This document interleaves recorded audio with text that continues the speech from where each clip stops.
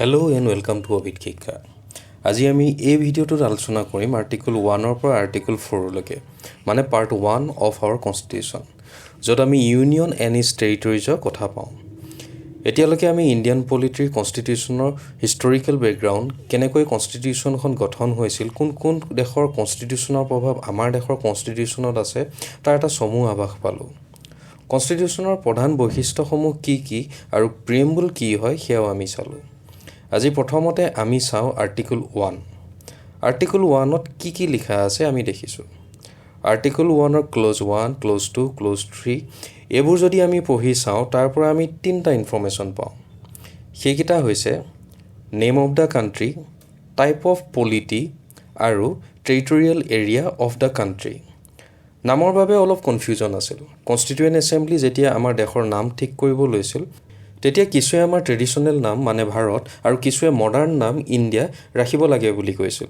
So এই দুইটা কথা কনচিডাৰ কৰি আৰ্টিকল 1ত লিখা হ'ল India that is Bharat article 1ত আমি এইটোও পাওঁ যে আমাৰ পলিটি কেনেধৰণৰ মানে ইণ্ডিয়া ইউনিয়ন অফ ষ্টেটছ হয় নে ইউএছৰ দৰে ফেডাৰেশ্যন অফ ষ্টেটছ হয় গতিকে ইণ্ডিয়াৰ কথা কোৱাৰ আগতে আমি চাওঁ যে ইউনিয়ন আৰু ফেডাৰেশ্যনৰ মাজত ডিফাৰেঞ্চ কি ফেডাৰেশ্যনত ষ্টেটছবোৰৰ ওপৰত পাৱাৰ থাকে যে তেওঁলোকে যেতিয়ালৈকে মন যায় একেলগে থাকিব পাৰে আৰু ইচ্ছা কৰিলে তেওঁলোকে বেলেগো হ'ব পাৰে ষ্টেটছবোৰে এখন এগ্ৰিমেণ্টৰ জৰিয়তে ফেডাৰেশ্যন ফৰ্ম কৰে কিন্তু ইণ্ডিয়াৰ ক্ষেত্ৰত দেখা পাওঁ যে আমাৰ ইয়াত ষ্টেটছবোৰৰ তেনে কোনো পাৱাৰ নাই ষ্টেটছবোৰৰ যি পৰিস্থিতিয়ে নাহক কিয় নিজে বেলেগ হৈ যাব নোৱাৰে গতিকে ইণ্ডিয়াক আমি ফেডাৰেশ্যন বুলি নকৈ ইউনিয়ন অফ ষ্টেটছ বুলি কওঁ ইয়াৰ পিছত চাওঁ আৰ্টিকল 1ৰ নেক্সট পইণ্ট সেইটো হৈছে টেৰিটৰিজ অফ ইণ্ডিয়া ইণ্ডিয়াৰ টেৰিটৰিজত আমি তিনিটা পাৰ্ট পাওঁ ফাৰ্ষ্ট টেৰিটৰিজ অফ ষ্টেটছ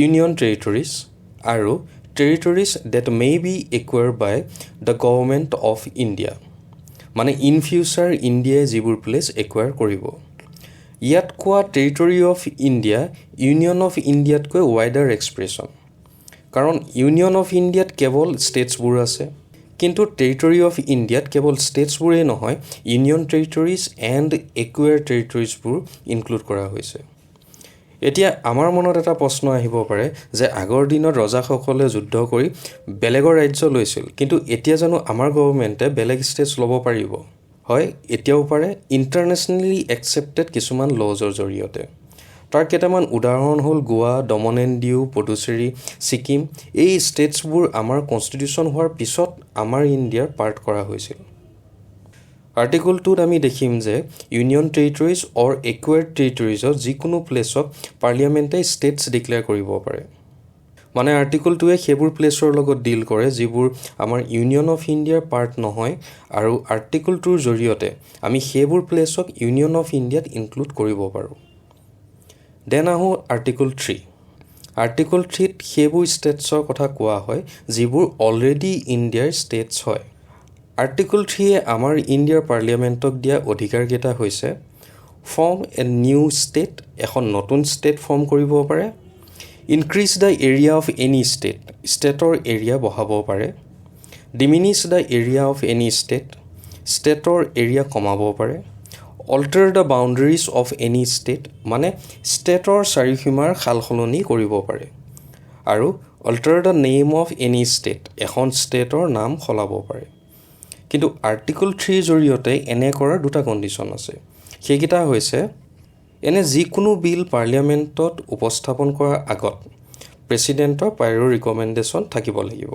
আৰু প্ৰেছিডেণ্টে সেয়া ৰিফাৰ কৰিব কনচাৰ্ণ ষ্টেট লেজিছলেচাৰক যাতে এটা নিৰ্দিষ্ট সময়ৰ ভিতৰত তেওঁলোকে নিজৰ ভিউজ এক্সপ্ৰেছ কৰে কিন্তু তেনে ভিউজ মানিবই লাগিব বুলি কোনো কথা নাই পাৰ্লিয়ামেণ্টে সেয়া নামানিবও পাৰে ইউনিয়ন টেৰিটৰিজৰ ক্ষেত্ৰত তেনে কোনো ধৰণৰ ভিউজৰ দৰকাৰ নাথাকে গতিকে আমি ক'ব পাৰোঁ যে ইণ্ডিয়াৰ পলিটিকেল মেপ পাৰ্লিয়ামেণ্টে যেতিয়াই বিচাৰে সালসলনি কৰিব পাৰে আৰ্টিকল 4এ কৈছে যে আৰ্টিকল 3 আৰু আৰ্টিকল 2 ইমপ্লিমেণ্ট কৰিবলৈ পাৰ্লিয়ামেণ্টক কনষ্টিটিউশ্যনেল এমেণ্ডমেণ্টৰ দৰকাৰ নহয় মানে তেনে লজ চিম্পল মেজৰিটি সহায়ত পাছ কৰিব পাৰি আৰু অৰ্ডিনেৰী লেজিছলেটিভ প্ৰচেছ ফ'ল' কৰা হয় এতিয়া আহোঁ কিছুমান ইম্পৰ্টেণ্ট কমিশ্যনছ অন ষ্টেট ফৰ্মেশ্যন প্ৰথম তেনে কমিশ্যন হ'ল লিংগুইষ্টিক প্ৰভিন্সেছ কমিশ্যন অফ 1948 এইখন কমিশ্যনৰ চেয়াৰমেন আছিল এছ.কে. ধৰ, গতিকে ইয়াক আমি ধৰ কমিশ্যন বুলিও জানো।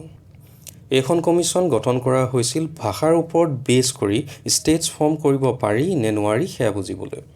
কমিশ্যনে ৰিপৰ্টত লিখিছিল যে এডমিনিষ্ট্ৰেটিভৰ সহায় হোৱাকৈহে আমি ষ্টেটছ ফৰ্ম কৰিব লাগে, লেংগুৱেজ বা ভাষাৰ ওপৰত নহয়। ইয়াৰ পিছত দেশত ভাষাৰ ওপৰত ষ্টেট ফৰ্ম কৰাৰ দাবী চলি থাকিল। গতিকে আকৌ 1948 এখন কমিটি গঠন কৰা হ'ল, লিংগুইষ্টিক প্ৰভিন্সেছ কমিটি। এই কমিটিৰ মেম্বাৰ আছিল জৱাহৰলাল নেহৰু, বল্লভভাই পেটেল আৰু পট্টাভি সীতাৰামায়া। গতিকে এই কমিটিক আমি JVP কমিটি বুলিও জানো। পিছে এই কমিটিয়েও ভাষাৰ ওপৰত ষ্টেট বনোৱা কথাটো ৰিজেক্ট কৰে। তাৰ পিছত আহে ষ্টেট ৰিঅৰ্গেনাইজেশ্যন কমিশ্যন অফ 1953, চেয়াৰমেন আছিল ফেজল আলী। এই কমিশ্যনখনক কোৱা হয় ফেজল আলী কমিশ্যন। এই কমিশ্যনখনে ফাইনেলি ভাষাৰ ওপৰত বেছ কৰি ষ্টেটছ ফৰ্ম কৰা কথাটো একচেপ্ট কৰিলে। কিন্তু ষ্টেট ফৰ্ম কেৱল ভাষাৰ ওপৰত বেছ কৰিয়ে নহয়, ভাষাৰ লগতে বেলেগ ফেক্টৰ্ছবোৰো আছিল, unity and security, culture, financial factors, administrative and welfare of the people, এইবোৰ ফেক্টৰো এখন ষ্টেট ফৰ্ম কৰিবলৈ কনচিডাৰ কৰিবলৈ কোৱা হৈছিল। এইখন কমিশ্যনে টোটেল 16 ষ্টেটছ আৰু 3 ইউনিয়ন টেৰিটৰিজ ফৰ্মেশ্যনৰ ছাজেশ্যন দিছিল। ইয়াত আমি এই লাইনটোত দেখিম যে abolition of 4 part classification of states. ইয়াৰ মানে হৈছে ইণ্ডিয়া যেতিয়া ইণ্ডিপেণ্ডেণ্ট হৈছিল তেতিয়া ইণ্ডিয়াত 2টা কেটেগৰিজ অৰ পলিটিকেল ইউনিটছ আছিল। এটা হ'ল ব্ৰিটিছ প্ৰভিন্সেছ আৰু আনটো হৈছে প্ৰিন্সলি ষ্টেটছ। গতিকে স্বাধীনতাৰ সময়ত যেতিয়া ইণ্ডিয়া আৰু পাকিস্তান বুলি দুখন নতুন দেশৰ সৃষ্টি হ'ল, তেতিয়া প্ৰিন্সলি ষ্টেটছবোৰৰ হাতত 3টা অপশ্যন আছিল। হয় ইণ্ডিয়াত জইন কৰিব লাগিব, নহ'লে পাকিস্তানত জইন কৰিব পাৰিব, আৰু নহ'লে তেওঁলোকে ইণ্ডিপেণ্ডেণ্ট হৈও থাকিব পাৰিব।